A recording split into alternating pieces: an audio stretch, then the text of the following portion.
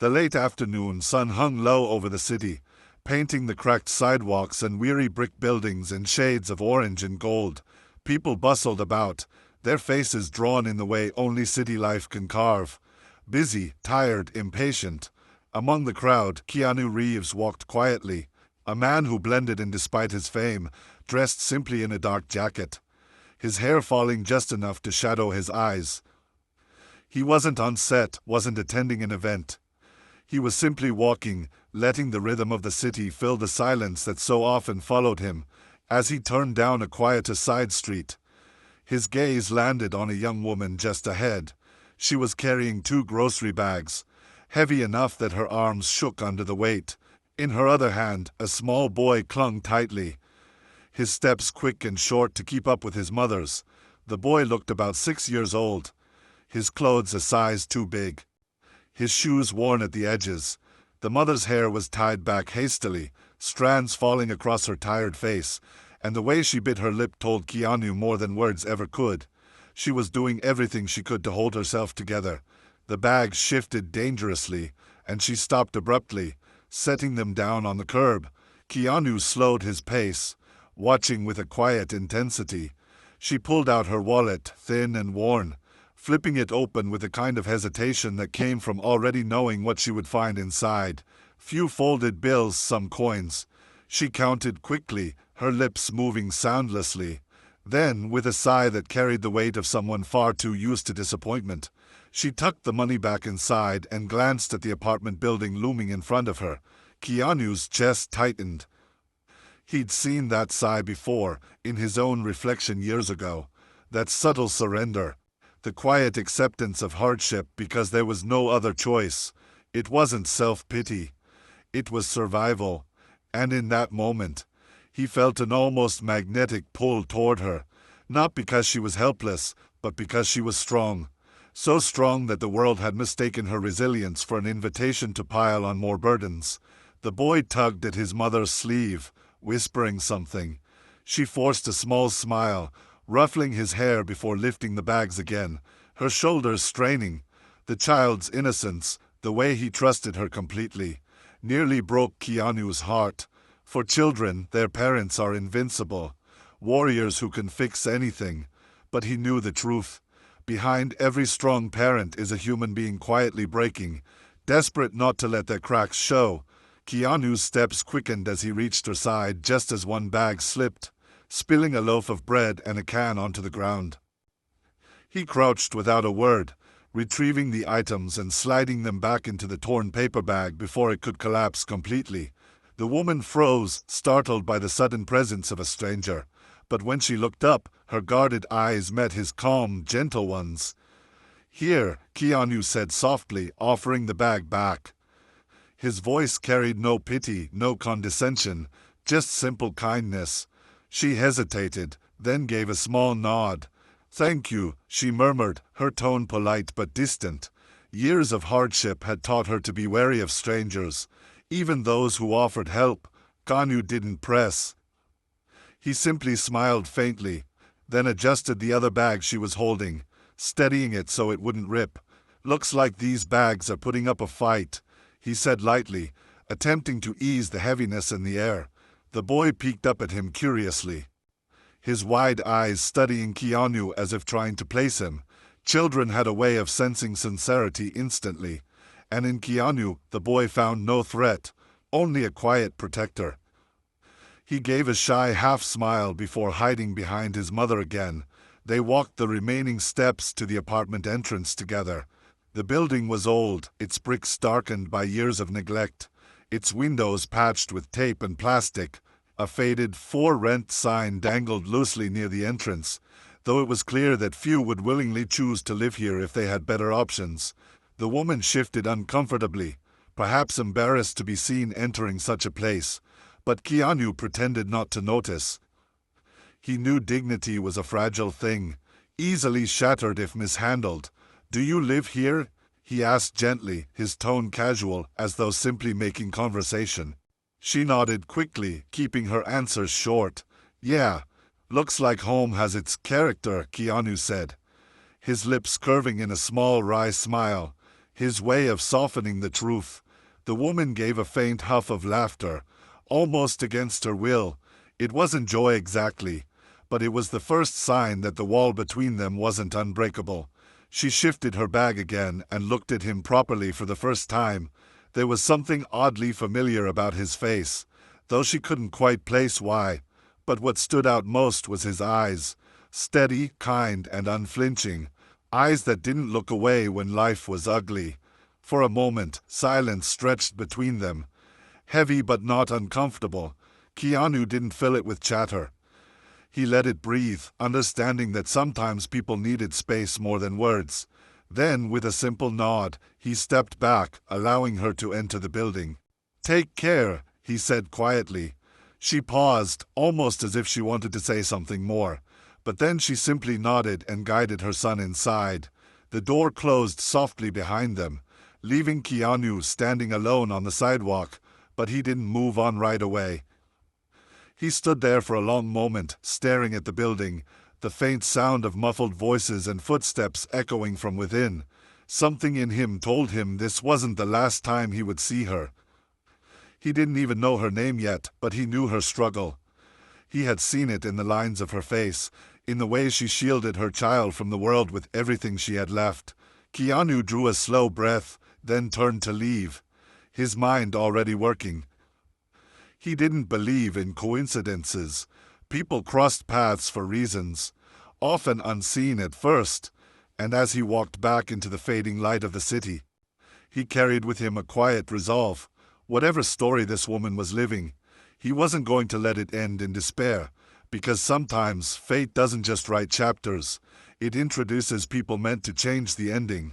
The following afternoon, Keanu found himself wandering near the same street again, though he wouldn't admit to himself that he had come there on purpose. Something about the woman and her child lingered in his thoughts, an invisible tether that drew him back. The city was alive with its usual chaos, car horns, vendors calling out, the buzz of 1,000 lives intersecting.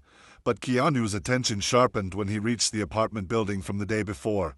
The sun was harsher now, washing the courtyard in an unforgiving glare that seemed to expose every crack in the bricks, every stain of neglect on the walls. It was then he saw her again. The young woman, now without her grocery bags but still carrying the unmistakable weight of exhaustion in her posture. She stood just a few steps from the building's entrance, her son clutching her hand, while in front of her loomed a man in a tailored suit that seemed almost grotesque against the backdrop of poverty. His slicked back hair gleamed unnaturally, his gold watch flashing like a weapon in the sunlight, and his smile, if one could call it that, dripped with the kind of cruelty reserved for people who had spent their lives feeding off the powerless. The exchange was loud enough that it was impossible for passers-by not to hear. The landlord, as Keanu quickly realized, was waving a folder of papers in the woman's face, his voice rising with each word until it was less speech and more performance. He accused her of being late on rent again, of being irresponsible, of taking advantage of his so-called generosity. His words were sharpened like knives, designed not only to wound but to humiliate, and every sentence was punctuated with exaggerated gestures meant to make her small in front of the neighbors who lingered just out of sight, pretending not to watch. The child's grip on his mother's hand tightened, his wide eyes darting nervously between her and the towering man. The boy didn't fully understand the language of threats, but he understood tone. He understood the menace behind the landlord's words, the way he leaned forward as though preparing to swallow them whole. Keanu remained still at first, blending into the edge of the courtyard, his expression unreadable but his body taut with a restrained fury. He had seen this dynamic before, countless times. The abuser who fed on intimidation, the victim forced to swallow their pride in order to survive. The woman's responses came out quiet, strained, and measured, not because she lacked courage, but because she knew any spark of defiance might provoke consequences she couldn't afford. She pleaded for more time, her voice steady though her eyes betrayed her desperation. She spoke of working 2 jobs, of unexpected medical bills for her son, of promises that she would make the payment as soon as her next check arrived. But the landlord only sneered, dismissing her words with a theatrical wave of his hand. He declared that sympathy didn't pay the bills, that business was business, that she could either learn responsibility or find the street more accommodating. His smirk widened as he leaned closer, lowering his voice to a venomous whisper that still carried enough for Keanu to hear. "Do you think anyone cares about your little sob story? You're just another tenant. Replaceable." The cruelty was casual, almost effortless, and that was what struck Keanu most. The ease with which the landlord dehumanized her. The way he enjoyed pressing on her wounds just to watch her flinch. His arrogance was a performance honed over years of unchecked power.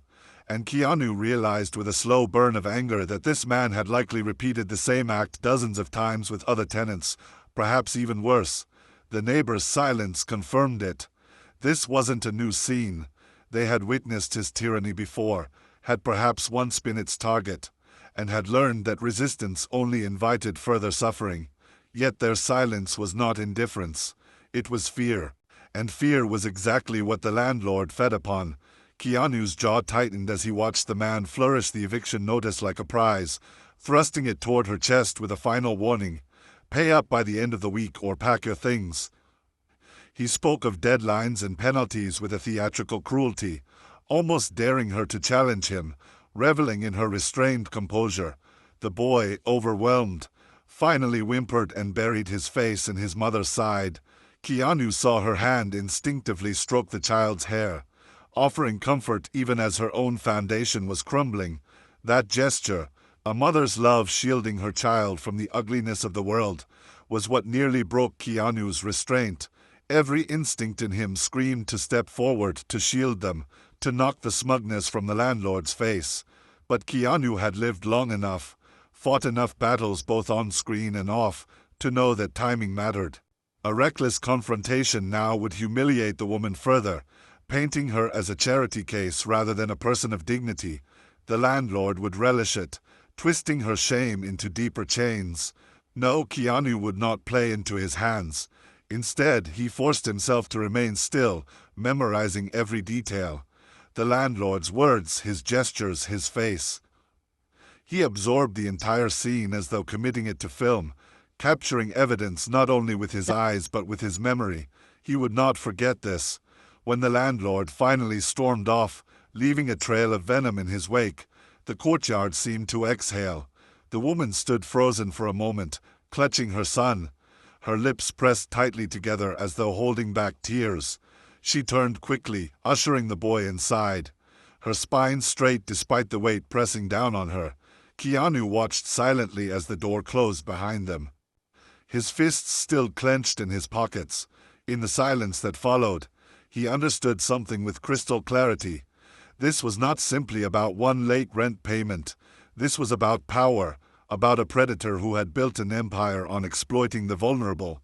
And for Keanu, whose life had been defined by both unimaginable loss and extraordinary resilience, the sight of such predation was intolerable.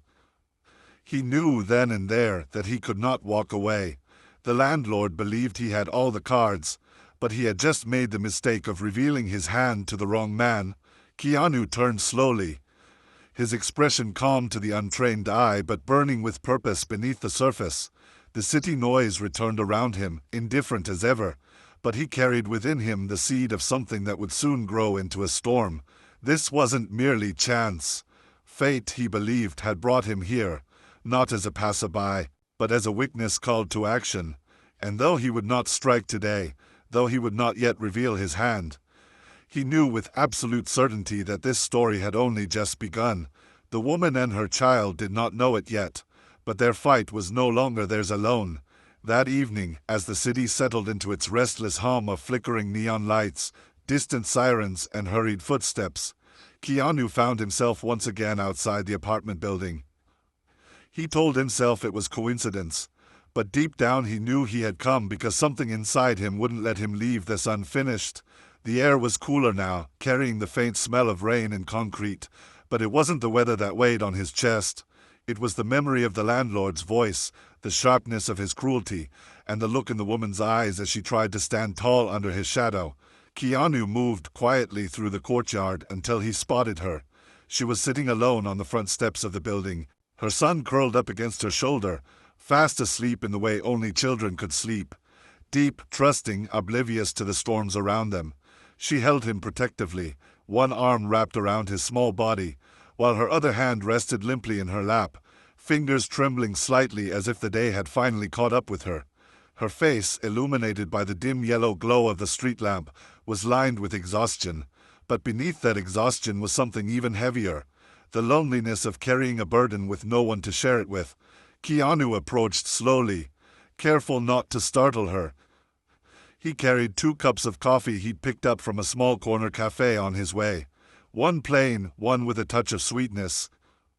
He didn't know her taste, but he figured that even if she didn't drink it, the warmth in her hands might be enough to ease her for a moment.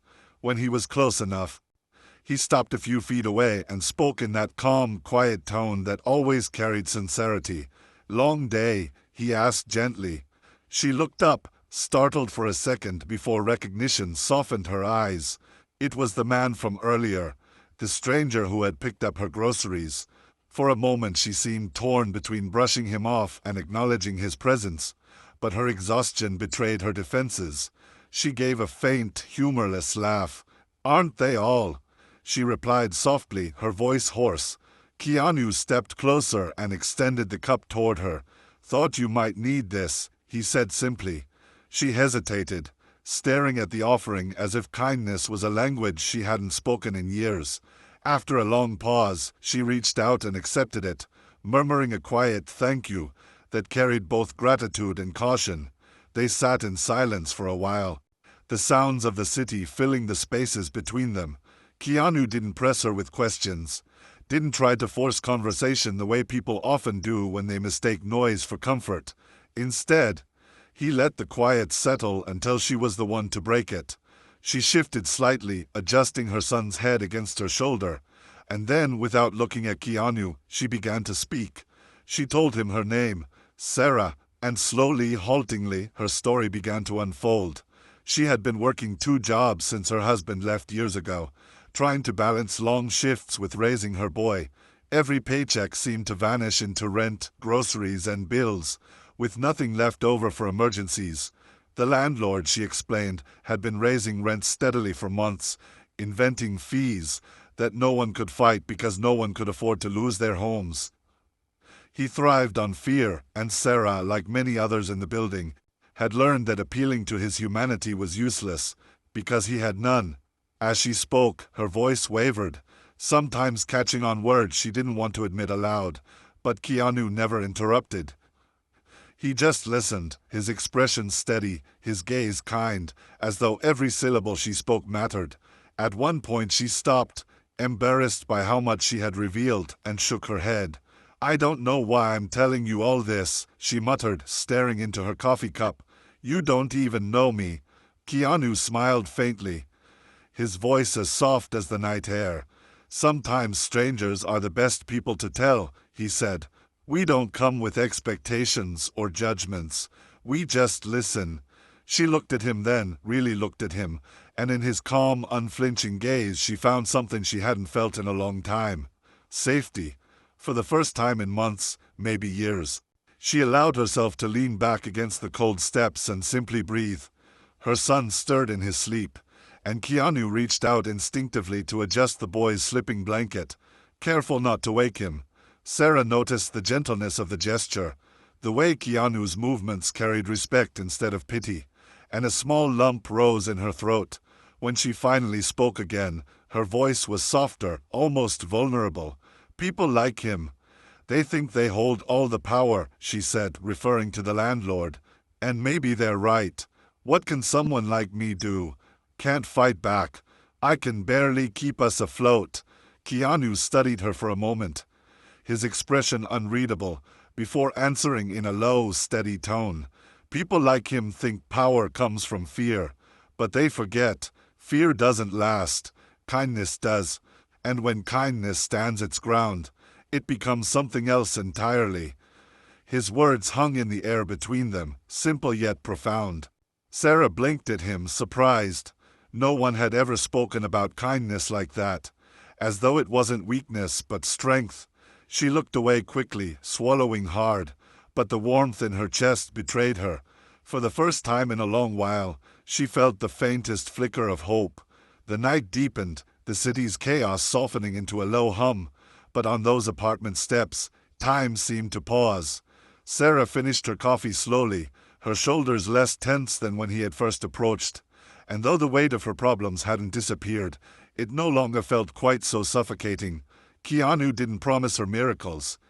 He didn't tell her everything would be okay, because empty promises only cut deeper when they break. But what he did offer was something far rarer: presence, the assurance, unspoken but undeniable, that she wasn't invisible, that her struggle wasn't unnoticed. And in that quiet act of kindness, 2 cups of coffee, a listening ear, and words spoken with sincerity, something shifted. Sarah didn't know it yet, but her story had taken a turn, because while the landlord believed she was alone, the truth was far different now. She had an ally, one who carried both the heart of a survivor and the resolve of a man who had seen the worst the world had to offer, and still chose to believe in the power of good. The evening air was heavy with the scent of city rain when Keanu decided it was time to face the man responsible for so much of Emily's suffering. He had watched her hold herself together, masking her exhaustion with resilience, putting her son first while quietly crumbling beneath the pressure. And at the heart of it all was a landlord who profited off her desperation, the kind of man who thrived on control, intimidation, and silence. Keanu walked the dimly lit hallway of the aging building, his boots echoing against the cracked tiles. The peeling paint and flickering lights spoke volumes about neglect, but what caught Keanu's attention most was the locked office door at the end, the one with the gold letters spelling Mr. Cartwright, property manager. It was more than an office. It was a throne from which the man ruled over tenants with fear, never investing in repairs yet demanding more rent with each passing month. Keanu paused outside, listening to the faint sound of papers being shuffled, and knocked once, firmly. Inside, the landlord grumbled before opening the door, his eyes narrowing at the sight of Keanu Reeves standing before him. He smirked, assuming this was some kind of joke, but Keanu's steady gaze told him otherwise. Mr. Cartwright's office was cluttered with files, unpaid bills stacked beneath a polished desk that looked far more expensive than anything he had spent on the building itself. His chair creaked as he sat back, crossing his arms with feigned authority. "Well, well, Mr. Movie Star," he drawled mockingly, "what brings you to my humble little corner of the world? Looking for a new role as a tenant?" Keanu ignored the jab, stepping inside slowly and closing the door behind him. His voice was calm, yet edged with quiet steel. "I'm here about Emily and her son. I know what you've been doing, raising her rent illegally, threatening her when she can't keep up, and using her situation to your advantage." Cartwright chuckled, the kind of laugh that revealed his arrogance. "Emily? Oh, the single mom. She's always crying poor, always behind. Look, business is business, Reeves. If she can't handle it, maybe she should leave. There's a line of people waiting for that apartment. I didn't get where I am by babysitting tenants." He leaned forward, smugness dripping from his words. "Besides, what's it to you? You gonna play hero and pay her rent for her?" The insult hung in the air like smoke, but Keanu didn't flinch. Instead, he stepped closer, resting his hands lightly on the edge of the desk, his eyes fixed on the man with unyielding intensity. "No," he said quietly, "I'm not here to pay her rent. I'm here to make sure you can't exploit people like her anymore." The landlord's expression faltered for the first time, a flicker of uncertainty crossing his face. He quickly masked it with bravado, shuffling papers to distract himself. "Big words, but you don't know how things work here. This is my building, my rules. Nobody questions me. Tenants are replaceable, but the rent keeps coming in. That's all that matters." His arrogance was a mask, but Keanu saw through it. Saw the insecurity of a man who relied on fear because he had no true power outside the small kingdom he had built from other people's suffering. Keanu straightened, his presence filling the small office like a storm cloud. He spoke slowly, deliberately, his words measured but cutting. "I've seen men like you my whole life. Bullies who mistake control for strength, who think taking from the vulnerable makes them powerful. But here's the truth. Every system you've built is fragile. Every lie, every unfair contract, every illegal rent hike, it all leaves a trail, and trails lead somewhere. I don't need to fight you with threats. I'll let the truth dismantle everything you think you own. As he spoke, he pulled a small folder from his coat and placed it on the desk. Inside were photocopies of documents Keanu had quietly gathered with the help of a tenant advocate. A record of the landlord's inflated rent charges, ignored repair orders, and false claims of eviction. Cartwright's face paled as he recognized his own signature at the bottom of several damning pages. Keanu leaned closer, his voice now almost a whisper, but every word carried weight. You're done. You won't just stop targeting Emily. You'll stop targeting all of them. Because if you don't, I'll make sure every tenant here, every lawyer, and every news station sees exactly who you are. The silence that followed was suffocating. Cartwright's arrogance cracked, his hands twitching nervously as he tried to muster a defense. You don't understand, he stammered. This is how things have always been. The tenants, they don't fight back. They need me. But even as he said the words, his voice lacked conviction. Keanu stood tall, his shadow stretching across the desk, a living reminder that there were still people willing to stand against corruption. No, Keanu said firmly. They don't need you. They need a chance to live without fear. And you've taken that from them for far too long. He turned toward the door, leaving the landlord frozen in his chair, sweat beading on his forehead. Before stepping out, Keanu glanced back one final time, his eyes burning with quiet resolve. You can choose now. Make it right, or watch as everything you've built collapses. Either way, this ends tonight. And with that, Keanu walked out, the echo of his footsteps leaving Cartwright alone with the weight of his own corruption. His power finally slipping through his fingers like sand. The night air felt heavier than usual as Keanu walked the narrow hallway leading to the landlord's office. His footsteps steady but deliberate. He carried with him not just a calm presence, but the quiet intensity of someone who had seen too much injustice in his life to stand by silently this time. The dim lights flickered overhead, casting shadows that stretched and recoiled with each step he took, as though the very building sensed what was coming. Inside the office, the landlord, Mr. Carver, leaned back in his oversized leather chair, puffing on a cheap cigar with the smugness of someone who believed he held the strings to everyone's life within those walls. His cluttered desk, piled with rent slips and cash envelopes, was the altar of his greed. He didn't even flinch when Keanu entered. Back again, Reeves, he sneered, blowing a plume of smoke into the air. What's this? Another little sob story to warm your Hollywood heart. Keanu didn't answer immediately, letting the silence hang. His eyes fixed on Carver like an Arctic wind that chilled everything it touched. Finally, he placed a neatly folded document on the desk. This isn't a sob story. It's a record of every illegal rent increase you forced on tenants here. Every time you ignored repairs, every time you violated the law, you've been preying on people who couldn't fight back. That ends tonight. Carver barked out a laugh, his yellowed teeth flashing. You think you can just walk in here with some paper and scare me? These people don't have money for lawyers. They don't have options. Own them. And trust me, I've been doing this long before you decided to play hero. Keanu leaned closer, lowering his voice to a steady, almost frightening calm. No, you don't own them. And you're not dealing with someone who plays games. Every document here is backed by testimonies, photographs, and records your arrogance left behind. You never thought anyone would care enough to connect the dots. But I did. And so did the City Housing Authority. They're already reviewing your file.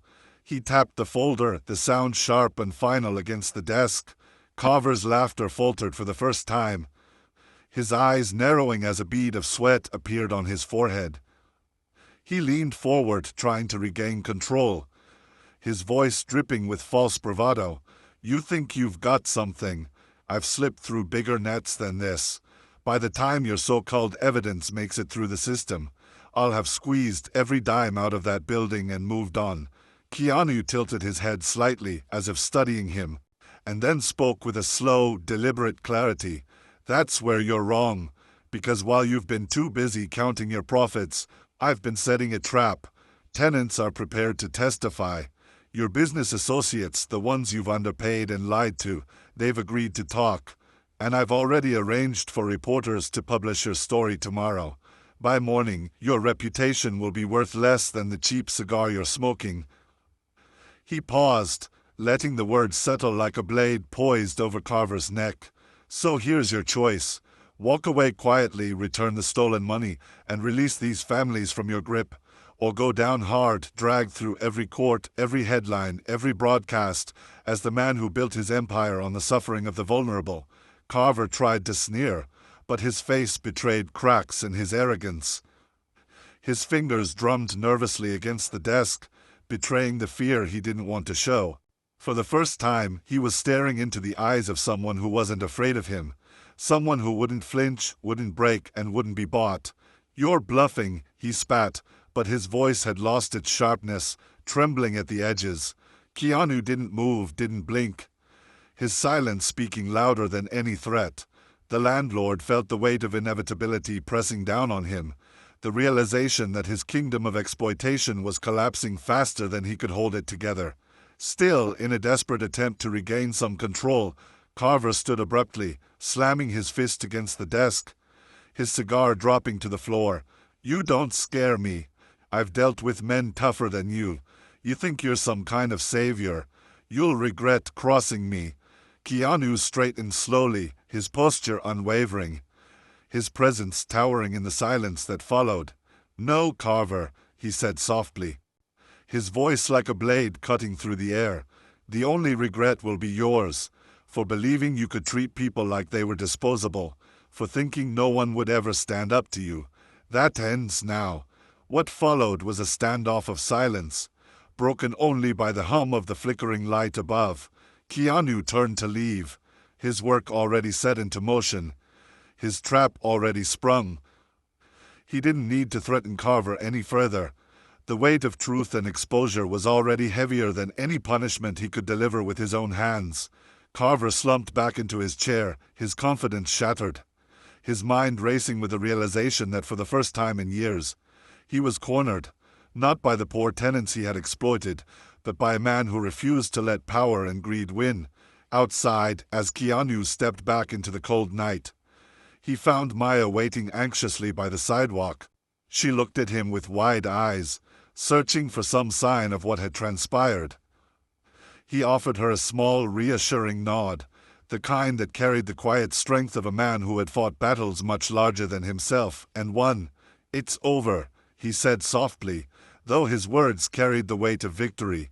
She exhaled, tears glistening in her eyes, not from sorrow this time but from relief, from the knowledge that someone had finally stood up for her when the world had chosen to look away. Keanu placed a comforting hand on her shoulder. You and your son don't have to live in fear anymore. You're free. The days that followed were a mixture of quiet healing and profound transformation for Emily and her son. Their lives, which had been wrapped in the constant tension of eviction threats and financial uncertainty, now felt as if someone had lifted a heavy, invisible weight from their shoulders. The new apartment Keanu had arranged for them wasn't extravagant, but it was warm, clean, and filled with possibilities. For the first time in months, Emily didn't wake up with dread gnawing at her chest, wondering whether today would be the day her landlord would bang on her door with cruel demands or another threat. Instead, mornings began with sunlight streaming through the curtains, her son's laughter echoing through the modest but cheerful space, and the comforting knowledge that they had not just a roof over their heads but also a new beginning. And though she would never admit it out loud, there was a certain kind of magic in knowing that Keanu Reeves, a man she had once only admired from afar, had seen her struggle, stood up for her, and reminded her that kindness wasn't just a fleeting act. It was a force that could shift the entire course of someone's life. Still, Emily knew this wasn't just about what Keanu had given. It was about the resilience she had carried all along, the way she had managed to hold on until help arrived, and the way her story could now unfold in ways she never thought possible. Keanu, for his part, didn't step away after helping. He quietly checked in, never imposing but always making sure Emily and her son had what they needed, whether it was school supplies, groceries, or even just a reassuring phone call to ask how their day was going. He never allowed his presence to overshadow their independence. He didn't want Emily to feel like Charity was dictating her future. Instead, he encouraged her to pursue her own dreams, offering resources and introductions to people who could help her find better job opportunities. Emily, once timid and doubtful of her own worth, began to rediscover her voice and her confidence. She took small but determined steps, applying for positions that matched her skills and passion, slowly rebuilding a life not just for survival but for growth. Her son, inspired by both his mother's courage and Keanu's generosity, began to dream bigger too, no longer carrying the fear of instability that had once shadowed his days. Together, they became living proof that even when darkness seems unending, the smallest act of compassion can spark a chain of light that grows brighter with each passing moment. The landlord, on the other hand, had not expected the tide to turn so sharply against him. After Keanu exposed his manipulative practices and used both his influence and his resources to protect Emily, the man's confidence began to crumble. His reputation in the neighborhood grew stained, with whispers spreading about how he had tried to exploit a struggling single mother only to be publicly humbled by someone far more powerful and respected. The balance of power had shifted in ways he couldn't control, and for the first time, he found himself facing the consequences of his greed. To outsiders, it may have seemed like a simple story of a celebrity swooping in to save someone, but for Emily, it was far more than that. It was about justice, about being seen when society too often turned away, and about reclaiming her dignity in a world that had tried to strip it from her. She realized now that revenge didn't always come with anger or destruction. Sometimes, the sweetest form of retribution was living well, thriving despite those who had hoped you would collapse. Months passed, and Emily began to see her world reshape itself in ways she once thought impossible. The pain of the past still lingered in memory, but it no longer defined her. With her new job, a safe home, and a supportive circle of people around her, including, surprisingly, a Hollywood star who treated her as nothing less than an equal, she grew into a version of herself she barely recognized. She started giving back in her own way, volunteering at local shelters, speaking to other single mothers who felt lost, and sharing her story with those who needed hope. Keanu had sparked a change, but Emily had carried it forward, proving that kindness was not just meant to be received but also passed on, like a flame igniting new fires wherever it touched. And though Keanu never sought recognition, Emily often reminded him that his actions had planted the seeds of a future she once couldn't imagine, and that his belief in her strength had been the bridge between despair and possibility. On one quiet evening, as the city lights glimmered outside her window and her son dozed peacefully after finishing his homework, Emily sat alone in the living room reflecting on how far they had come. The world outside was still full of challenges, and she knew life would never be without its trials, but she no longer feared what tomorrow might bring. She thought of Keanu, not as a movie star, not as the man who had saved her from her landlord, but as a human being who had chosen to see her when others had looked away. Their paths might diverge in time, but the imprint of his kindness was forever etched into her life. Smiling softly, she whispered a quiet thank you into the silence, not because she believed he needed to hear it, but because gratitude was now woven into the fabric of who she had become. In that moment, Emily understood the true meaning of victory. It wasn't in defeating those who tried to bring her down, but in rising so high above them that their cruelty no longer held power. Her story, once defined by struggle, was now a testament to resilience, love, and the unstoppable ripple effect of one man's decision to stand up against injustice, not for glory, not for recognition, but simply because it was the right thing to do.